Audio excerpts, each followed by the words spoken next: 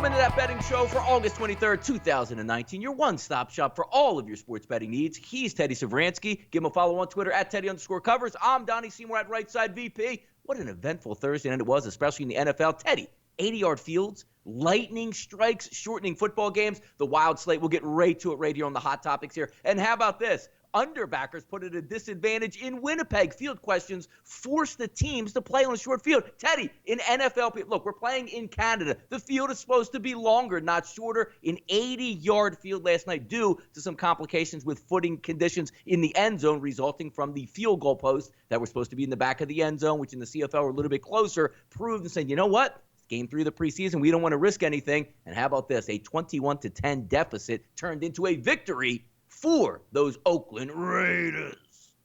Sure, and Gruden was very clear early in the week. I'm not playing anyone. I'm not risking injury. I don't care about this game.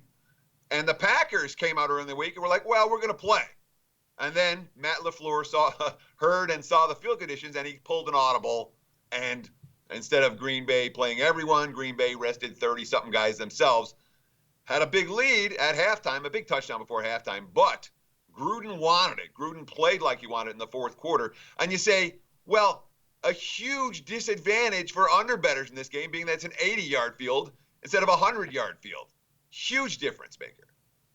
But there are no rules in Vegas about 80-yard fields. The NFL played the game, therefore, no issues with the total. However, there were big issues with the total in a game where they didn't get 55 minutes in because there are rules on how long a game must be before it becomes official. Yeah, we're going to hit that game in just a moment, Ted. I actually wanted to ask you, since you got your ear to the ground out there in Las Vegas, and obviously the sports books, these games are going on live. Was there chatter in like the first quarter? Was anything coming from the bookmakers themselves saying, you know what, this is an oddity here. Are we going to see it as we go? Or is it a hard, steadfast say, look, they can play on a 30-yard field. As long as there's a full game that we can grade, we'll use it. Was there any type of that chatter out there? I didn't see a whole lot of chatter last night on it. People were buzzing about it, but it wasn't like the sports books were under pressure with that total like they were when the total in the Eagles and Ravens game. Yeah, let's get to that game right now, which is interesting. I'm down here in South Florida from the sunny Diplomat, enjoying, a long way away from my home out there in South Jersey, just outside of Philadelphia, where, wife's checking in with me, Teddy, really hot. And I said, you know what? I wonder if it plays in here, because we talk about it quite a bit. If there's some bad conditions, you're going to pull most of your starters out of the football game. But how about this one? You had a runaway by the Ravens, which is their MO in the preseason. They jump out quickly. The Eagles started to make a little bit of charge, and you're saying, you know what? That over-under that closed in the 30s, boy, that hit really easy. I can't wait. And then as I'm watching my phone at the Dolphins game last night, Teddy, I see the lightning delay, and you see all the beat reporters in Philadelphia go, please just end it here. And I started to think, oh my goodness, this could cause a little bit of turmoil out here. Sure, and exactly. And in the preseason, they're not going to worry about those last 11 and a half minutes on a wet field with a bunch of backups that aren't going to make the team. And the game gets canceled, no issues whatsoever. But there are clear rules in Nevada, and those Nevada rules are now becoming nationwide rules, where a game must go 55 minutes to be official. So all the full game bets get refunded, all the second half bets get refunded, and all the total bets get refunded. Exact same thing happens in a baseball game, gets rained out in the eighth, and all of that kind of stuff. But the big question here, why does that rule exist, Donnie? So you got to ask me why. All right, Teddy, here we go. We'll make it real professional here like we're on CNN. Teddy, thank you for coming on the show today. Why does this rule exist? It exists because back in the early days of betting, when not everyone was betting and there was confusion and there were differences in rules from one book to the next, the Gaming Commission said, this is what it's going to be. All right? 55 minutes is a full game. Anything less than 55 minutes, everything gets refunded. And the goal is to make it simple for people to understand, so nobody feels like they've gotten screwed. Of course, you were screwed last night if you had the over. And the same thing for baseball, same thing for any sport. There's a minimum amount of time that has to be played. In football, it's 55 minutes. It's an old gaming regulation that is now apparently a nationwide rule. My condolences for anyone that had the right side on the over in that game last night and only got their bet refunded despite having the right side winner.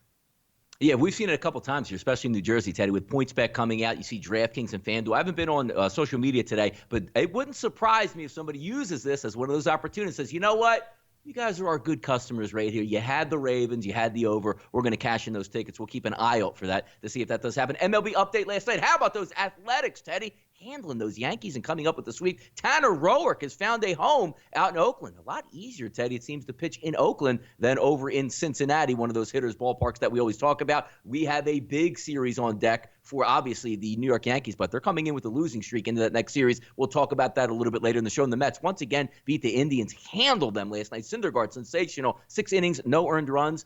But I'll tell you what's interesting. The Phillies were off last night. Everybody that seems like they're in that playoff contention for those top 4 spots, whether it be the wild card 1, wild card 2, or even the 2 teams out of it, everybody's winning. Same thing last night. Braves, Cardinals, and Nationals all take care of business. And we didn't get another look, Teddy, at a plus 400 or higher win last night because Cole is really good for those Astros. Yeah, sure. I mean, the big dogs don't cash twice in a row, although the Tigers scored 3 in the top of the 9th to make things, well, they didn't get interesting. But to make the game a little bit more competitive than it had been. Bottom line, a good night for the big chalk. And we just talked about bets getting canceled. The Mets-Indians game got called after 7 last night. That means there's no grand salami. Those bets all get refunded. 91.5 last night. Doesn't matter if they had scored 200 runs in the other game. The grand salami bets get canceled, just like the football wagers get canceled. The total bets for the Mets-Indians game canceled. The side bets, if you had the Mets, you're good. Of course, when it comes to the Oakland A's and the Yankees, I mean, boy, you read these quotes out of Oakland right now. Here's this one. We can beat anybody. It's just about bringing this game to the field every day and playing with confidence, doing all the little things we're doing. The fact that you keep looking at the scoreboard and the Rays keep winning just tells you we know we need to play well for 5 more weeks. There's no letting up, obviously. This is going to be a dogfight. The A's, now a season best 21 games over 500. They're 74-53. They took 3 out of 4 against the Astros and 3 straight against the Yankees. That's a team that all of a sudden making a whole lot of noise in the betting markets. Yeah, I'll tell you what's interesting, too, because as we talked about it, it's August the 23rd. When we flip over into September, we get those expanded rosters. You really see the haves and the have-nots heading down the stretch, the teams that need to get in the wild card versus the teams that are just looking towards next year and maybe a 7th or 8th inning guy that can help them and try to find those tools. We'll keep you posted here on sportsbookreview.com as the Major League Baseball season comes to a close at the end of September. NFL around the training camp.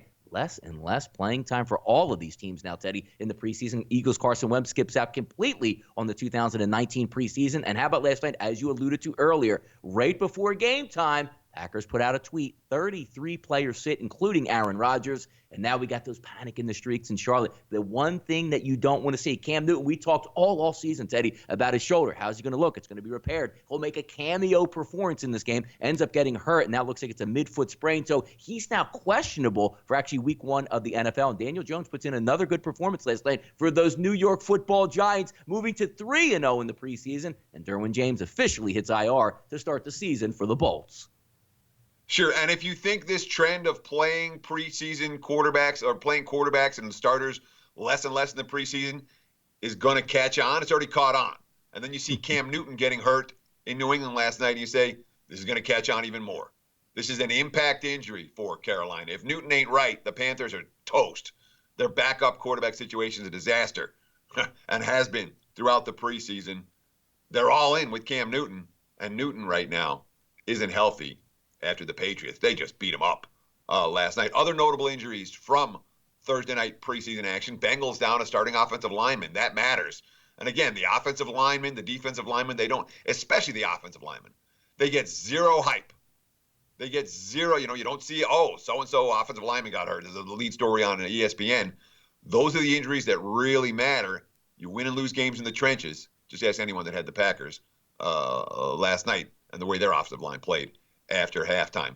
The Raiders sat everyone too, but Gruden, I'm telling you, Gruden wanted to win that game. You watched him. He was hungry for the victory and ended up getting it.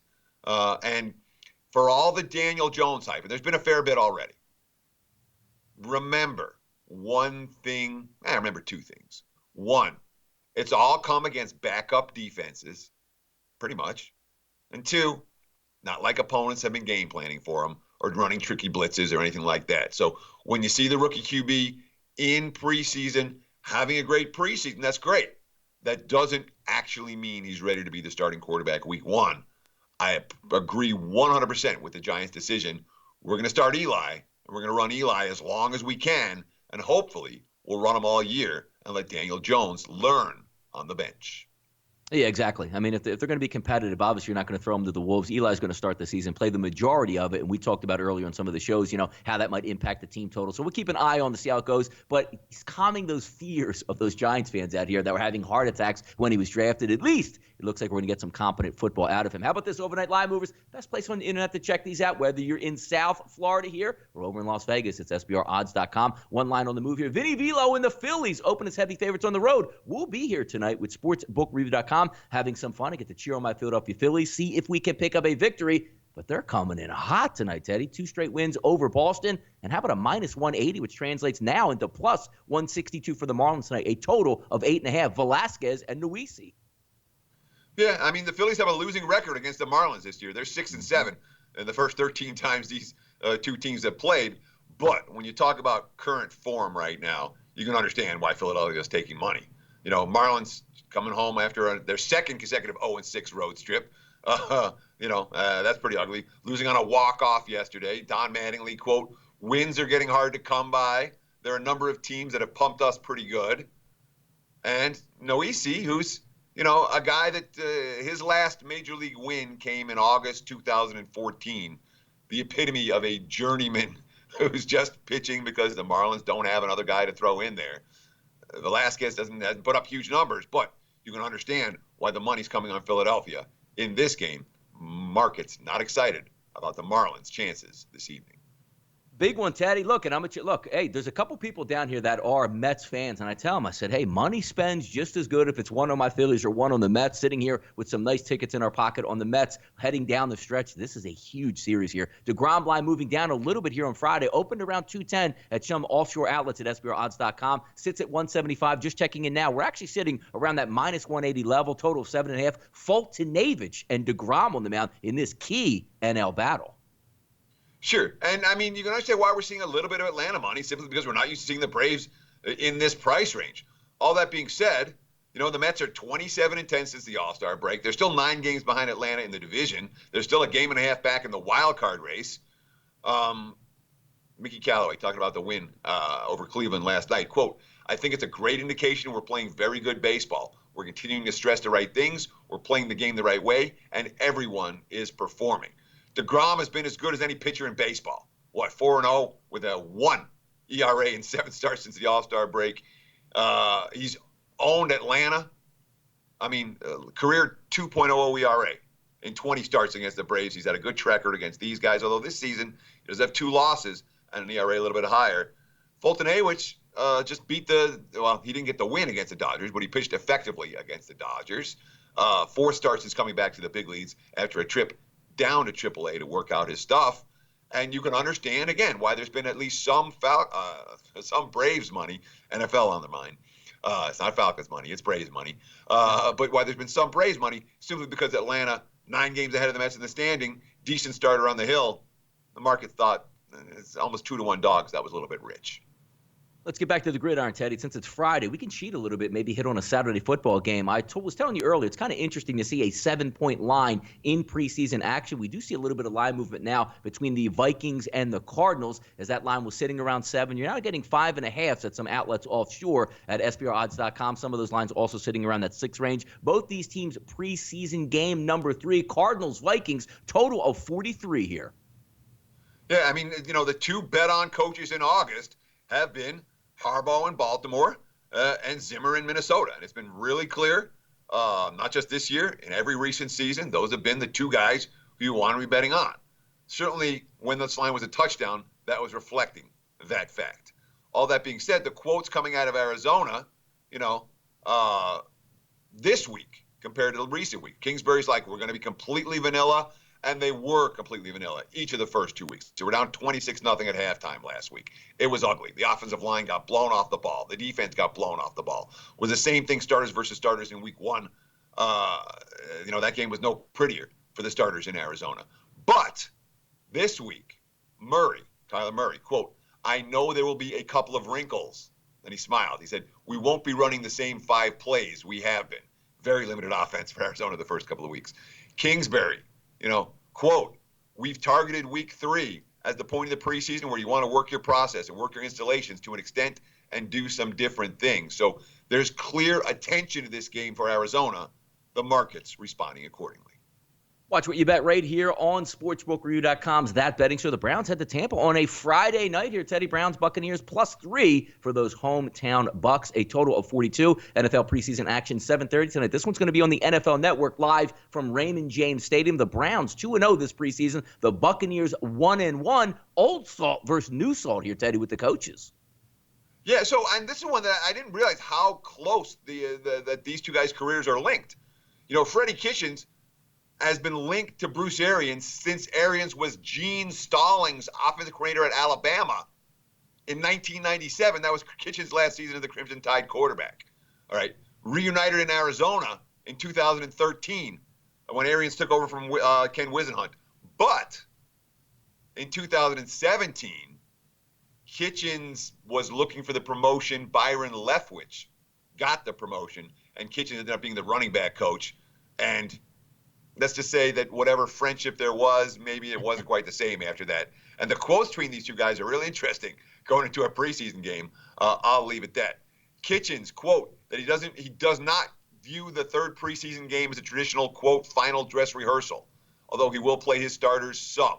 Baker Mayfield said he wants to play a half. As long as he plays, be protected by the first-team offensive line. Mayfield also said, I don't get to make that decision. I don't think Baker Mayfield's going to be in there for the full half. I won't be surprised if he plays very little in this ballgame. Arians said he wants to see his starters get about 20 plays on offense and 20 plays on defense. That's not even a full half. So most of this game is going to be Ryan Griffin for Tampa and Garrett Gilbert for Cleveland. Both guys have been pretty good in preseason action so far.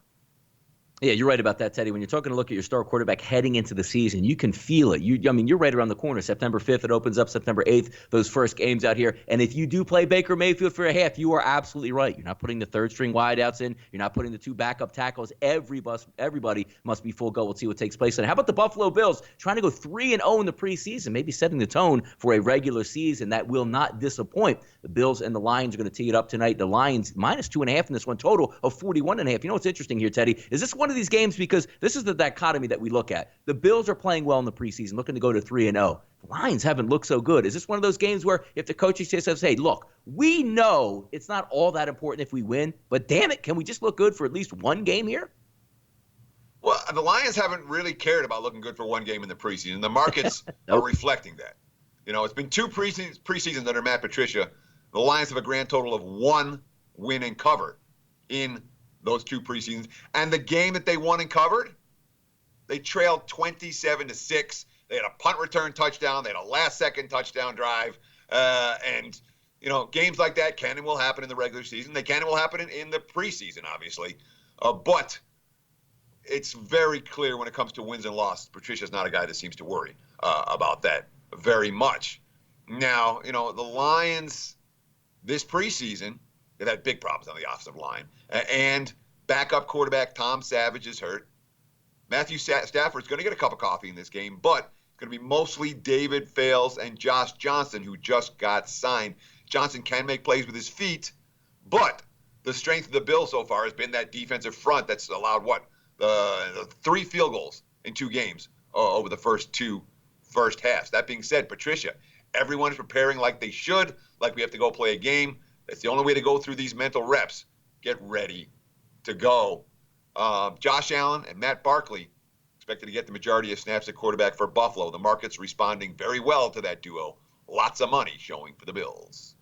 2 MLB Titans here at the late night. What a good series we're going to start off this weekend with on Friday here. Made for TV battle in Los Angeles. Those Yankees and those Dodgers. How about the Dodgers favored by -140 tonight with a total of 8.5, 10-10 tonight. And there'll be extra innings going to be live from Dodger Stadium. Check out these records. We talk about maybe the haves and the have-nots. These two currently sitting in the haves for them. 83-46 on the season for the Yankees. The Dodgers, 85-44. And that number that always sticks out. Boy, if you can get home field advantage in Major League Baseball, 51-16. The Los Angeles Dodgers are at home this year in Chavez Ravine. Paxton and Ryu on the mound tonight. Yeah, look, the Yankees are showing signs of being human. They've lost 5 of their last 7. They just got swept in Oakland. They scored just 27 runs in those last 7 games, only 9 in the 3 defeats up in the Bay. right now they're lead. What are they? One game ahead of Houston for the best record in the American League, and that does matter. Aaron Boone, however, putting emphasis on this series, a lot of emphasis on this series, talking about winning in LA is going to demonstrate that his club wouldn't necessarily need home field advantage in order to win in the postseason. Quote, obviously we play really, really well at home. It's a place we feel like we have a home field advantage, but we also know we're capable on the highway as well. That matters. For the emphasis for the Yankees is real. The Yankees off of 3 straight losses, to me, probably piques my interest. And the Dodgers, they haven't been hitting. They had 16 runs on Tuesday in Toronto, or against Toronto. The 4 games before and after, 3 runs or fewer. They had walk-off wins against the Blue Jays each of the last 2 games, and then they lost to the Braves over the weekend. This lineup is not clicking on all cylinders right now, although Ryu is a pitcher I have a hard time stepping in front of. He's been very, very good all season. Yankees at the plus price is the only way I can look at this one, and frankly, am I excited about betting against the Dodgers at this price range at home? I'm not.